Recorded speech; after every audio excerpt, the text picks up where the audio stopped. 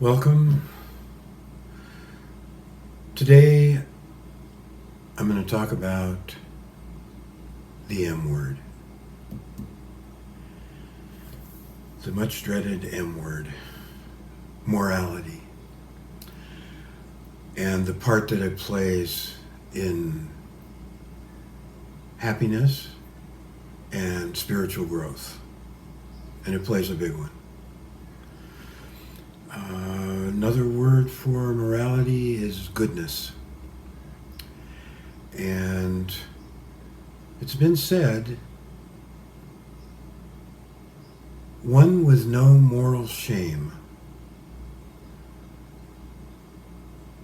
for one with no moral shame, there is no holy life. And if you think about it, if you're the type of person that doesn't feel bad when you do something bad, then that's not probably doesn't say good things about your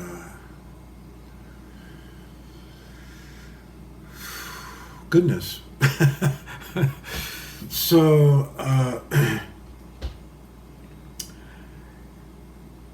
the morality factor in spiritual development, in growth as a human being, tends to get played down in the West, especially in a lot of meditation circles. It doesn't really come up.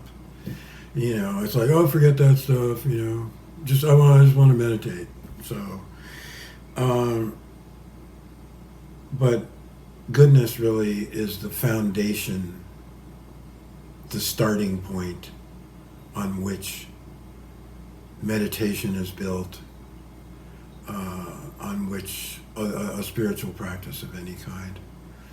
I mean, some spiritual teachings are almost entirely about goodness. They may not have meditation and they don't have, a lot else, but they talk about morality or goodness a lot. And in the Eastern, a lot of Eastern traditions,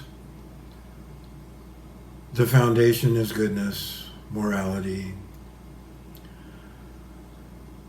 and the definition of progress in the spiritual teaching, of growth, of gaining higher stages of realization, are defined by qualities of goodness that arise and qualities of badness that don't arise anymore, that are gotten rid of.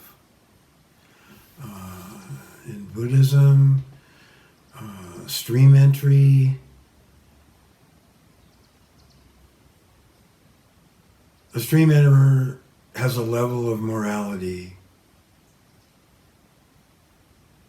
for established, won't go away, that keeps them from sinking into any unwholesome states. The next stage after stream enterer,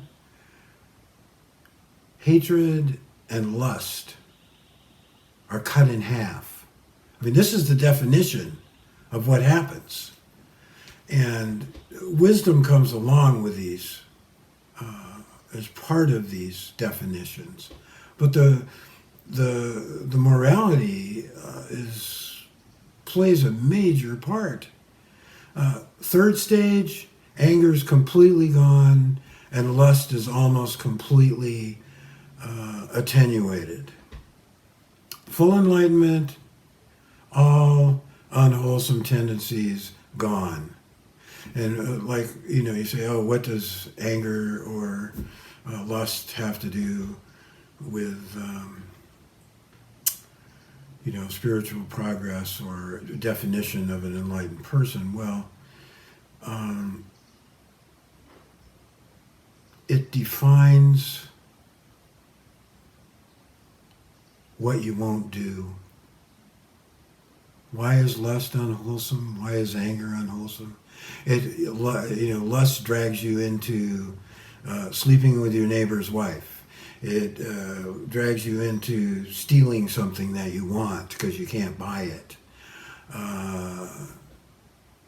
Anger leads to violence or prejudice. So they're not good. They're not wholesome. People don't praise them. They don't say, "Oh yeah, he's a great guy. He did an armed robbery on the convenience store last week." Well, you wouldn't call that person to testify as a character witness for you at a trial. And that kind of information would not be what you would want to attest to what a wonderful person you are. But the important thing is that concentration and wisdom, the foundation is goodness. And if you have a moral mind, if you behave in a moral way, if you think in a moral way, if you speak in a moral way, your mind is going to be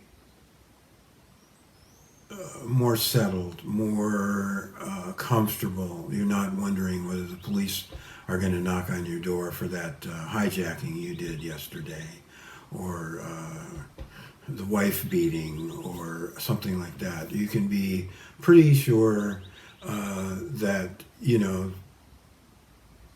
that's not going to happen. And for that reason, it makes concentration much more easily developed. It makes knowing, understanding, learning much easier. You're not fighting bad thoughts and inclinations and tendencies. You have a good direction with your mind. And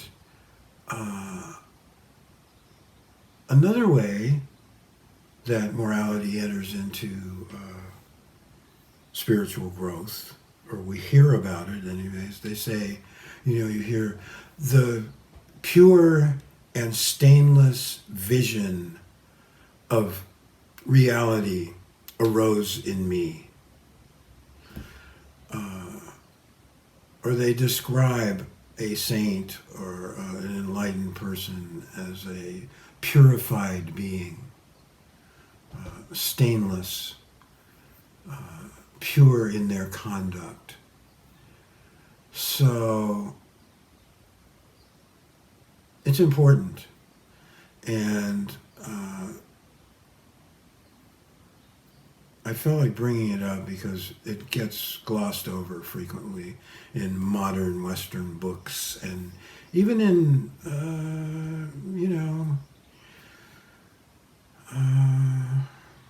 most conversations in meditation instructions. So, there you have it. Just a little short hit on goodness. So I would encourage you to really look at your thoughts, your speech, and your actions and see, are these leading to happiness? Is this going to make people like me? Is my reputation going to increase? It sounds petty, but you want to be known as a nice person. So that's a consideration. And so subscribe if you haven't. And I'd like to know your comments on these videos or this video. That helps me know what you want to hear about, or if you have a question, you can ask it in the comments and I'll respond. And I just wanted to send out a shout out and an attaboy and loving thoughts to the people that are struggling during these times, maybe even with the disease, or at least with fears of the disease and job loss and, how am I going to pay the rent and all that. So I really want the best for you, and that's about all I can do is send well wishes, and I hope you're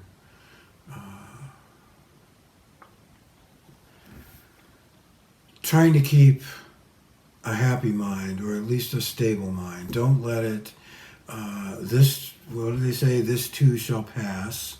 I know it looks really terrible now, and it is, and the consequences are huge, but still, this is our life, and we want to be happy people, have a stable mind that's not an enemy to us, that we can comfortably survive with. So anyways, all the best, and see you next time.